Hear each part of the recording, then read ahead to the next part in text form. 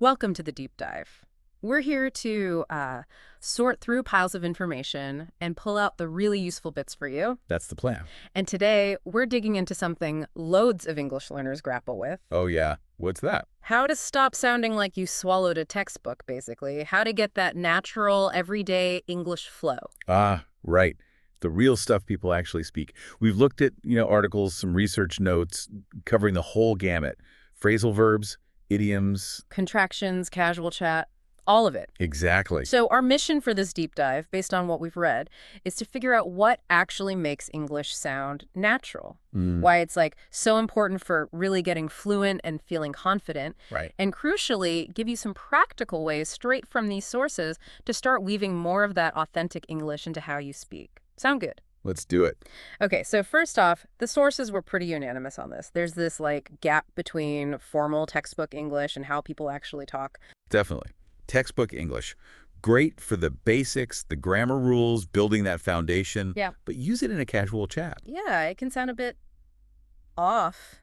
Yeah. Maybe robotic or just too formal. Stiff, yeah. That's the word the sources used. It's okay, imagine learning all the music theory, every single rule, but never actually hearing jazz or pop music or trying to play it. Good analogy. The notes are technically right, but the feel, the rhythm, it's just missing. Exactly. The articles pointed out, saying, I do not know, is perfect grammar. But who talks like that normally? Almost nobody.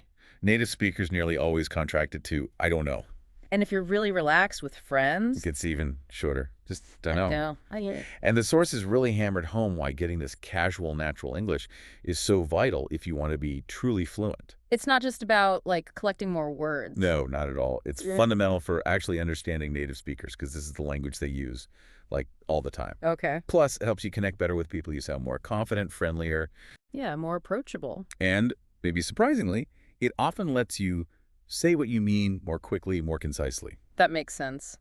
I read one bit that said, if you only use those formal textbook phrases, even if your vocabulary is good, your sentences can end up sounding really complicated or taking the long way around. Compared to the quick, direct way a native speaker might phrase it. Yeah. And think about how sounds just flow together in speech. It's not like reading words spaced out on a page. That connected speech is a huge part of it.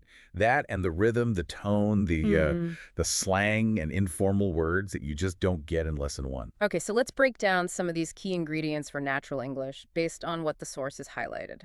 First up, and seriously, every source mentioned these phrasal verbs. Yeah, yes. Those little combinations. A verb plus a preposition or an adverb. Like turn off or look after. Right. And what the sources really emphasized is just how common they are. You can't escape them in everyday English. You really can't. And they even crop up in more formal situations sometimes, don't they? They do, yeah. They're incredibly efficient, too. That's a great point. Instead of saying, we need to postpone the meeting. You just say, put off the meeting, much quicker. Or, I have completely finished all the milk. Becomes, I've run out of milk. Simple, concise, natural. That speed is key. One source we looked at actually listed 100 common ones. Whoa, 100. We can't go through all those now, obviously. No way. But maybe we can pull out a few the sources flagged as, particularly common or maybe tricky for learners. Good idea. Come across. Meaning find something by chance. Right. Learners often just default to find, which is fine, but come across often sounds much more natural. I came across some old photos. Yeah, I use it all the time. Or figure out for understanding something or solving a problem. You figure out how the new software works, or you figure out a solution. Give up is another one. Seems simple, but super important. Stop trying. Definitely. And a really common casual one. Hang out. Just spending time relaxing with people. Exactly. The sources mentioned learners sometimes try to find a more, formal verb for this. Like socialize. Yeah, maybe. But native speakers will almost always just say, hang out. Let's hang out this weekend. Okay. What else? Look after. Taking care of someone or something. Looking after kids, pets, a plant. And run into. That's a great one. Meaning you meet someone unexpectedly. So much more common than saying, I encountered my former colleague at the supermarket. Yeah, definitely. I ran into an old friend. Much better. The sheer number of phrasal verbs can feel a bit daunting, I get that. But the research suggests, focus on the most frequent ones first. Practice them. Use them. Right. And speaking of phrases where the meaning isn't obvious, Idioms came up a lot in the sources, too. Oh yeah, idioms. Those phrases where the literal meaning of the words is totally different from the actual Hot meaning. piece of cake. Means it's really easy. Nothing to do with actual cake. Or cost an arm and a It leg. just means it's super expensive. The sources stressed how much these add, like, color and personality to English. They really do. There were loads listed, but some common ones mentioned were break the ice. To get a conversation going, make people feel comfortable.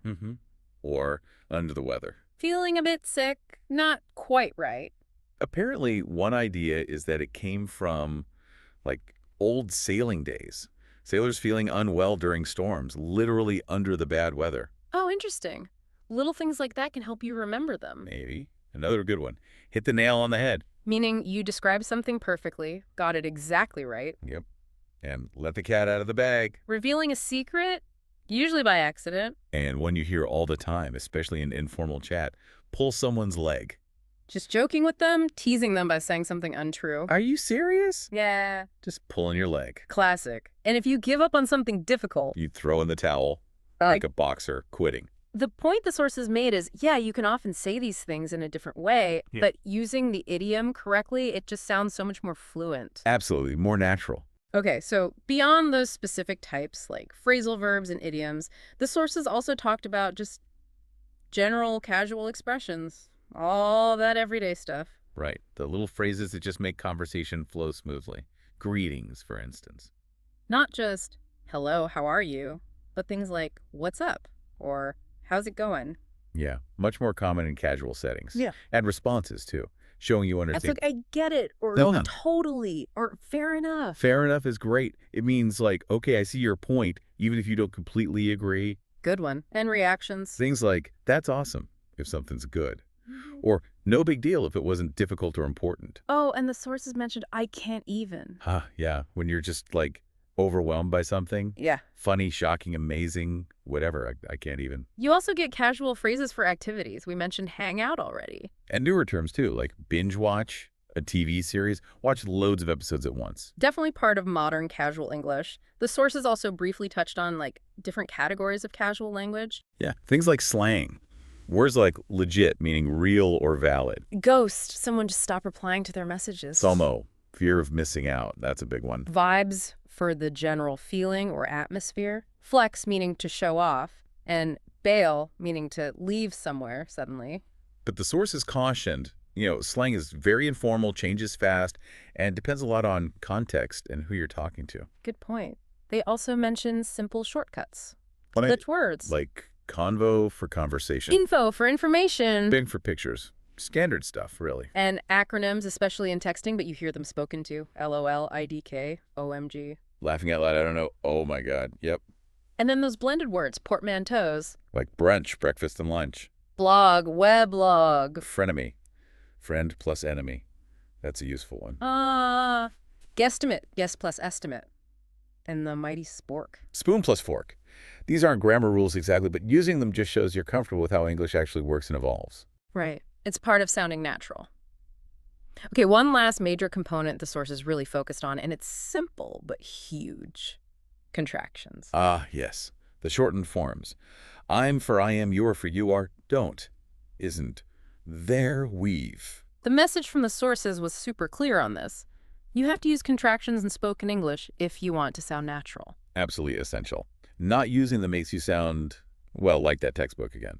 Formal, maybe a bit unnatural. Right. There's a key distinction the research highlighted. Right.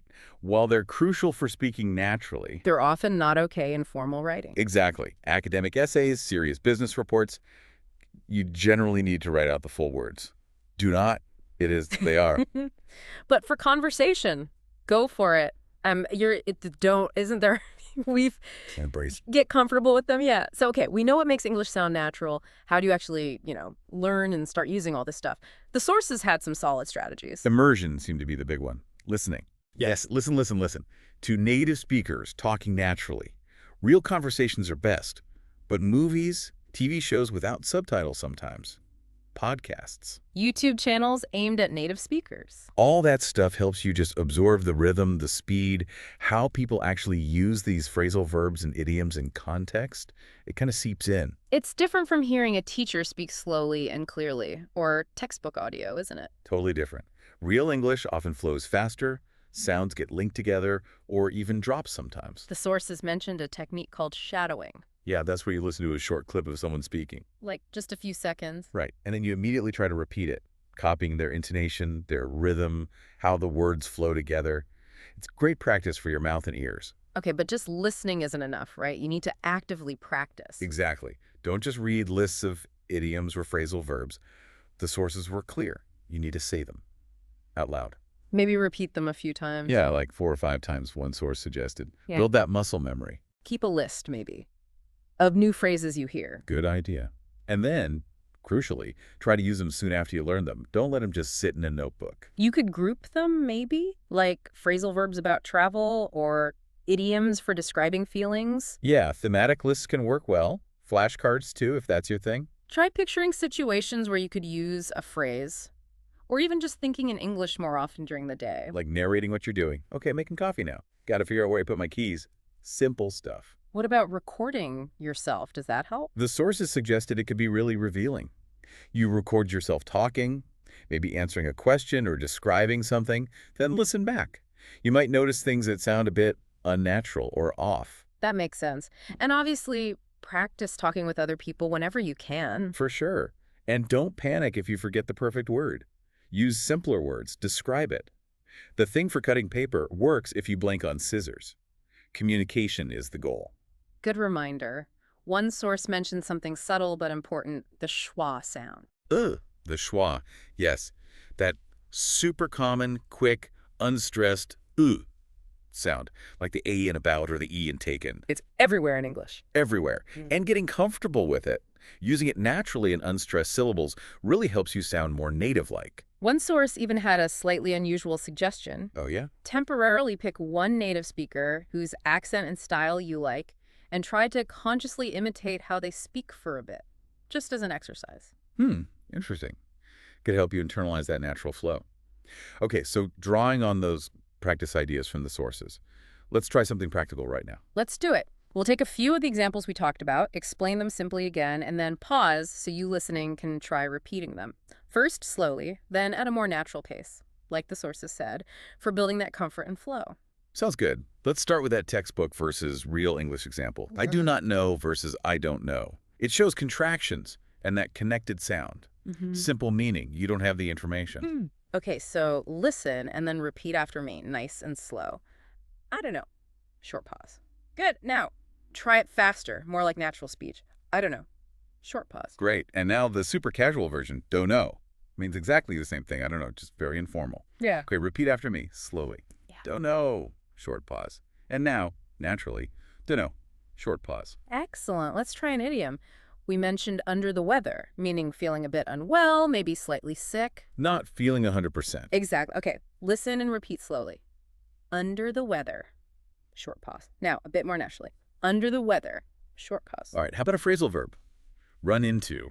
Remember, this means meeting someone unexpectedly, a surprise encounter. Listen and repeat slowly. Run into. Short pause. Now, naturally, run into. Short pause. Okay, one more. A casual expression. No big deal. This means something isn't important, it wasn't a problem, maybe it was easy to do. Listen and repeat slowly. No big deal. Short pause. And now, naturally, no big deal. Short pause. Fantastic. Doing that kind of practice, focusing on the actual sound and the rhythm, that's exactly what the sources were recommending. It helps bridge the gap between just knowing a phrase and being able to use it naturally. So let's wrap up this deep dive. We've seen, based on all the material we looked at, just how important it is to move beyond only using textbook English. Yeah, bringing in those phrasal verbs, idioms, contractions, and all the casual bits and pieces. It's really key for sounding natural and fluent. And feeling more confident, too. It definitely takes time, though, doesn't it? And consistent effort. Oh, for sure. It's a process. You need that regular exposure, listening a lot, and then actively trying to use the language yourself. Maybe start small. Focus on just a couple of new phrases each week. Listen for them. Try them out. That's a great approach. And remember what one source pointed out. English is alive. It changes. The best way to learn how it's really used is by engaging with it, listening to it, speaking it. So here's a final thought to chew on, something that came up in the sources. Think about how much more of the real conversation you might be catching, or understanding on a deeper level if you start listening not just for the correct words you learned, but for these natural phrases and rhythms too. Yeah, what layers are you missing? And maybe ask yourself, what's just one small casual phrase or idiom from this deep dive that you could make a point of listening for today? Or maybe even try using it yourself. We really hope this deep dive gave you some useful insights and practical ideas. Yeah, we do. And if you found it helpful, please let us know. It really helps us figure out what's useful for you. You can do that by taking a second to like this deep dive. Shows us we're on the right track. And definitely subscribe if you haven't already. That way, you won't miss out on future deep dives where we tackle other interesting topics like this one. We'd also love to hear from you in the comments. What resonated? Any phrases you're going to focus on? Let us know. Absolutely.